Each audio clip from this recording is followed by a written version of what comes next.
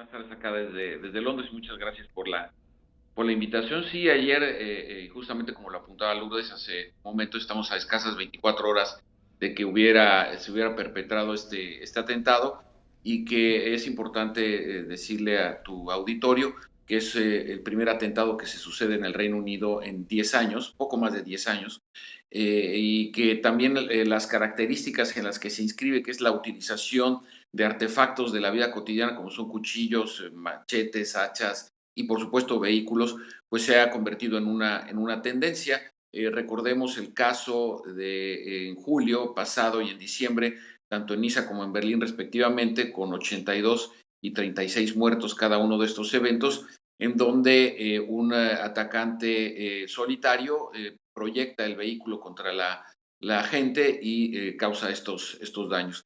Ahora este modus operandi es idéntico en el caso de Londres y esto hay varios análisis, hay varias reflexiones que hacer al respecto, Carmen, que van desde el perfil del atacante hasta las condiciones a través de las cuales o los argumentos que se utilizan, digo, por muy execrables que sean, sin embargo, son aspectos que se tienen que analizar. Yo la primera gran diferencia que encuentro entre los atentados de Niza y Berlín respecto al de Londres es el lugar y el momento en que se selecciona para llevarlo a cabo. Es decir, probablemente el monumento o la atracción turística más representativa de Londres, sin duda, es el Big Ben. Y además el día miércoles, cada miércoles, el Parlamento británico tiene lo que se llama la sesión de control de gobierno, cuando la oposición formula sus preguntas, sus cuestionamientos, sus críticas al gobierno en turno. Ayer esa sesión se vio interrumpida justo por el atentado terrorista. De tal manera que hoy fue retomada la sesión, desde luego haciendo un homenaje al policía fallecido y también haciendo una serie de reflexiones en torno a las condiciones a las que ahora la sociedad británica hará frente al desafío del terrorismo. Eso por un lado. Por el otro, también es importante señalar que apenas el miércoles de la semana anterior fue derrotada la extrema derecha o la derecha alternativa, como se le conoce, no como se esperaba, porque ganó 5 puestos o 5 escaños con referencia a las elecciones del 2012, entonces perdieron, pero no perdieron del todo. Wilders, que se ha ubicado también en esta línea anti-islámica, xenófoba y racista, pues de alguna manera representaba una de las expectativas a triunfar en esta tendencia. Porque lo señalo, Carmen, porque apenas el viernes fue el primer debate entre los 5 aspirantes a la presidencia de Francia, una de ellas Marine Le Pen, encabezando por el Frente Nacional, que se inscribe también en esta misma línea, y este atentado sin duda alguna le dará argumentos para sus posicionamientos.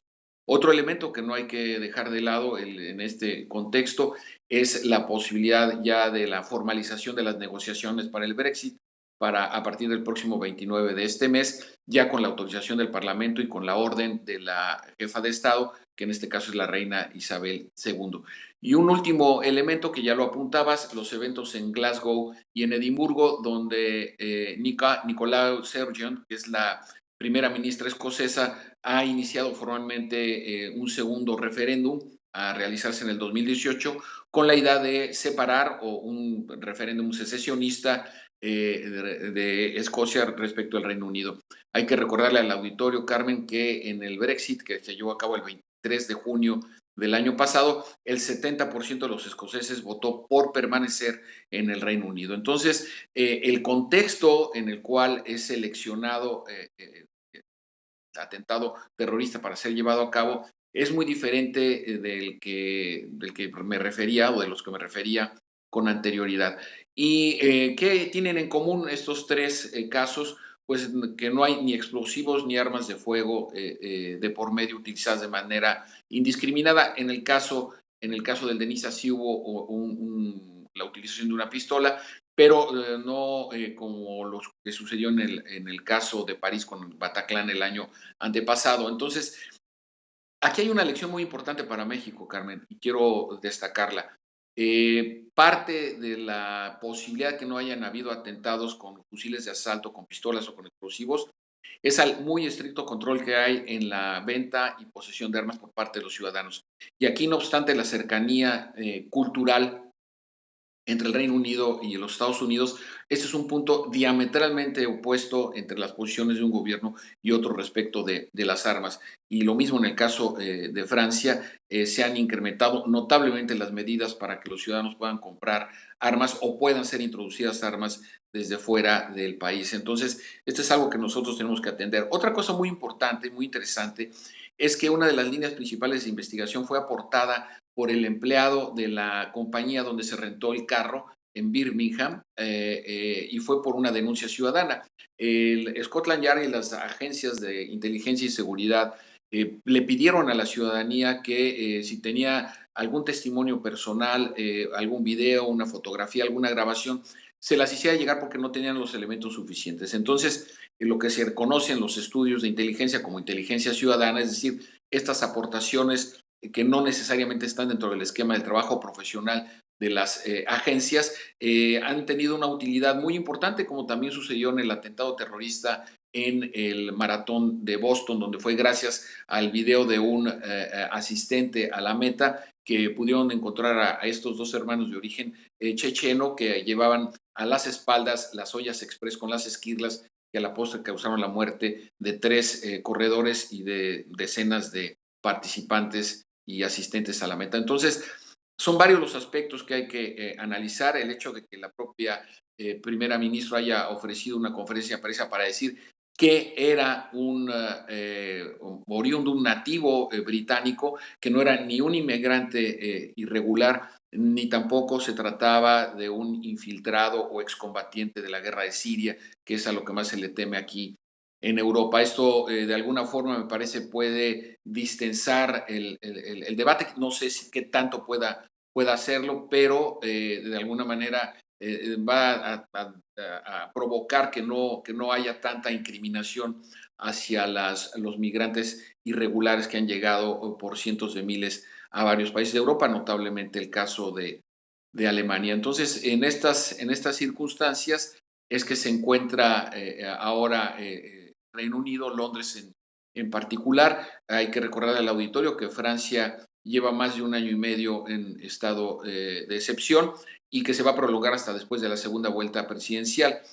Ahí sí es posible ver elementos militares de las fuerzas especiales en ciudades como Toulouse o Lyon o por supuesto París, patrullando estaciones del metro o centros turísticos.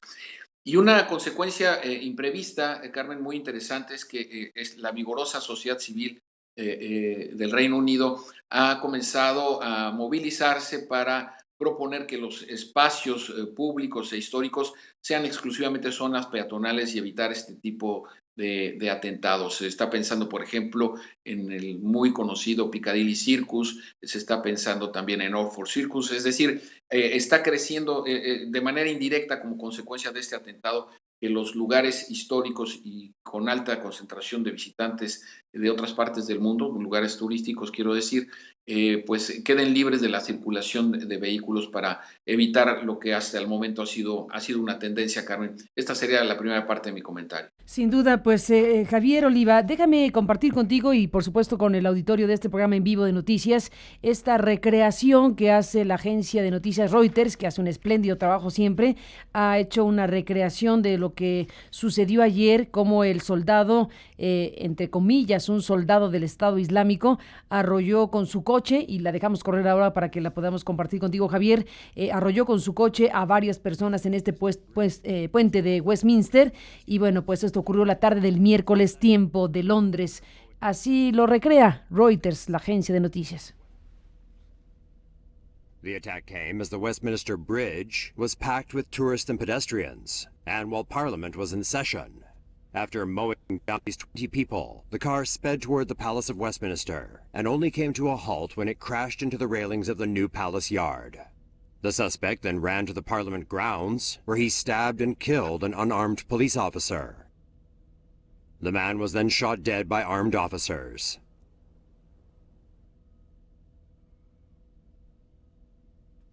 At least people are dead and over 40 injured after a terrorist plowed through pedestrians on Westminster Bridge in London on Tuesday. The attacker crashed into railings outside the Parliament building and exited the vehicle armed with at least a knife. He then stabbed and killed police officer Keith Palmer. The attacker was reportedly shot dead by 2 police officers.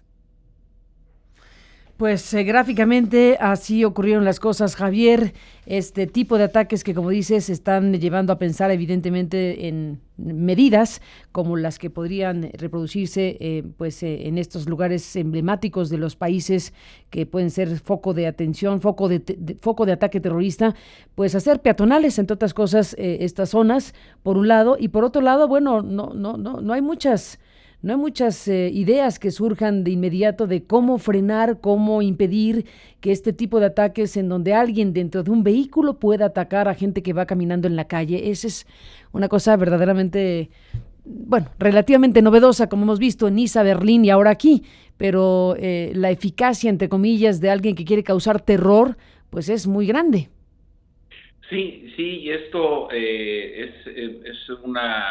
desafortunadamente es un salto cualitativo muy negativo en las capacidades de las organizaciones terroristas, aunque no está demostrada la relación entre lo que el ISIS llama los soldados del califato y el atentado terrorista de Londres. Hay que recordar que hay una rivalidad sangrienta entre Al Qaeda y el Estado Islámico, Carmen, por encabezar o capitalizar los mayores eventos de violencia dentro y fuera de los países de predominancia islámica.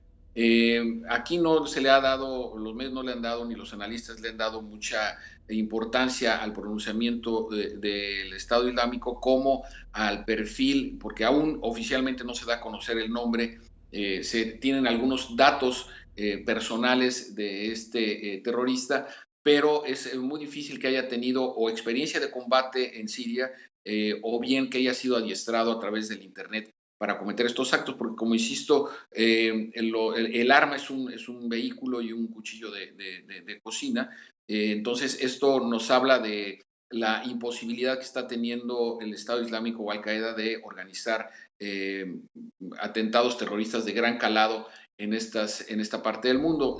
Claro, esto es importante también señalarlo porque habla también de un reconocimiento que ya le han hecho tanto a nivel nacional como internacional a los servicios de inteligencia y policíacos de Londres y del Imperio Británico en general, sobre todo porque en menos de 10 minutos pudieron atender una emergencia de esta magnitud. Y entonces ahí las condiciones en las cuales se está transformando el terrorismo. Quisiera recordarte que en mayo próximo es la reunión de la OTAN en Bruselas, ya está confirmada la asistencia de Donald Trump, y es muy peculiar cómo las Fuerzas Armadas de la OTAN, la principal organización militar mundial, va a enfrentar una agenda que tiene que ver más con asuntos sociales que militares, ¿no?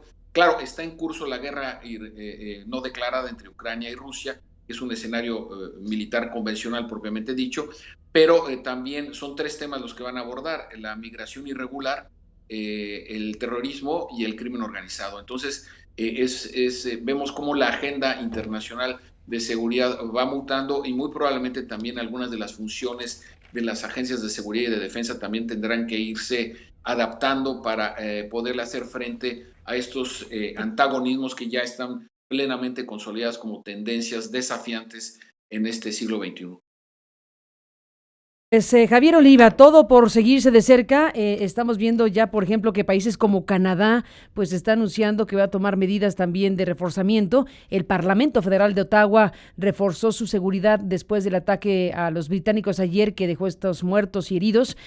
A pocas horas de que el ministro canadiense de Finanzas, Bill Morneau, presente el segundo presupuesto federal del gobierno del primer ministro Justin Trudeau, la sede parlamentaria reforzó sus medidas de seguridad. El Parlamento Federal canadiense, hay que recordar, fue objeto de un ataque terrorista en octubre de 2014, cuando un extremista islámico mató a un militar que hacía guardia en el monumento al soldado desconocido para después ingresar al recinto y abrir fuego antes de ser abatido por la policía. Esto que ocurrió en Canadá, pues después de lo visto ayer, hace que refuercen las medidas como están anunciando en estos últimos minutos. Javier Oliva.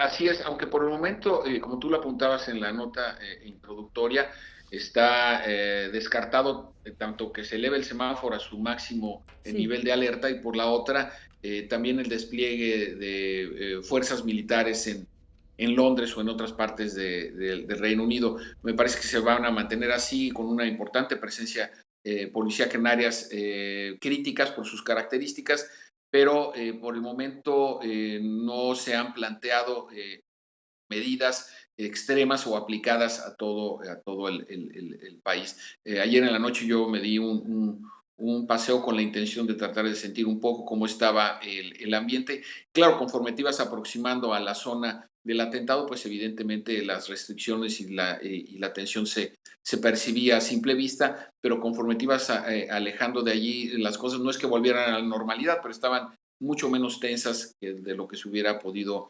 esperar. Entonces, veremos, estaremos atentos a las decisiones que pueda tomar el Parlamento en materia de seguridad pública y de seguridad interior y ver cómo reaccionan también los diferentes actores políticos. Yo insisto, por ejemplo, Sadiq Khan, que es el mayor, el alcalde de Londres, muy popular, hijo de pakistaníes. Los críticos han señalado que él no ha tenido una actitud tan comprometida con el tema del atentado, pero sin duda alguna es un factor de cohesión social muy importante aquí en Londres. Él tiene una campaña muy interesante que se llama Londres está en Europa, porque también más del 60% de los londinenses con derecho a voto sufragaron en favor de la permanencia del Reino Unido en la Unión Europea. Entonces, se está viviendo un proceso muy complejo con las variables que apuntaba en mi primera intervención con las dinámicas políticas y de seguridad que hay en Europa y, por supuesto, las características de multiculturalidad que se viven en una ciudad tan cosmopolita como es Londres, pues desafortunadamente este tipo de atentados vienen a darle elementos, por un lado, a los xenófobos y racistas y por el otro lado le vienen a dar también argumentos a todos estos planteamientos euroescépticos. Entonces, pareciera que de alguna manera, como sucede muchas veces en la política, que los extremos se tocan y en no pocas ocasiones de manera indirecta hasta terminan apoyándose, Carmen. Pues ahí está Javier Oliva, todo este programa. Te agradezco muchísimo que nos hayas tomado la llamada esta mañana, tiempo de México. Y bueno, pues estemos en contacto ahora que estás en Londres, en esta asignatura académica, en esta presencia tuya como profesor visitante de la London School of Economics. Estemos en contacto, Javier, porque bueno, Claro que estamos con sí. este tema y estamos con el Brexit. Supongo que te fuiste en tiempos de Brexit para saber de cerca qué está pasando ahí. Sí, yo ya estaba aquí. Yo estoy aquí desde julio del 2015 y claro, me tocó no solamente el Brexit, sino además las campañas, Carmen, los debates fueron de una notable calidad e intensidad Sí. muy interesantes y el post-debate del Brexit también muy... Me tocaron las propias elecciones de Cameron cuando gana la reelección. Entonces han sido procesos muy interesantes, muy complejos, pero que son parte de la construcción de las condiciones de una democracia plural, tolerante, que hoy se encuentra, lo quiero decir con toda seriedad, se encuentra sometido a una presión extraordinaria para retroceder. Aquí la gran pregunta, Carmen, es cuánta seguridad aguantan las libertades y por la otra, cuánta libertad aguantan los programas de seguridad. Y en ese equilibrio es donde se están definiendo las políticas y los gobiernos y los partidos políticos en los próximos meses y años. Yo te quiero recordar nada más rápidamente para cerrar la estrepitosa derrota de la socialdemocracia en Holanda, en donde tuvo su peor resultado en los últimos 30 años y pasó de tener 25 escaños a tener solamente 9. Es decir, la izquierda, como también le ha sucedido la izquierda moderada, como al PSOE, por ejemplo, también no, veamos la crisis de identidad que trae el Partido Socialista francés en plena proceso electoral presidencial. A la izquierda lo que le ha pasado al perder sus compromisos ideológicos, ese es mi punto de vista, al perder estos puntos críticos y propositivos de política social por acercarse al centro, por las posturas conocidas como neoliberales, ha perdido identidad. Y esto ha sido aprovechado por otras instancias mucho más accesibles a un ciudadano que no tiene tiempo o a veces el interés de informarse de política y se nutre de prejuicios y de lugares comunes como lamentablemente está sucediendo en varias partes del mundo. Y pues Carmen, aquí estaré de tu corresponsal bis con mucho gusto. Bueno, fantástico, fantástico, de lujo tener un corresponsal como tú, Javier, allá en Londres. Gracias por estar aquí.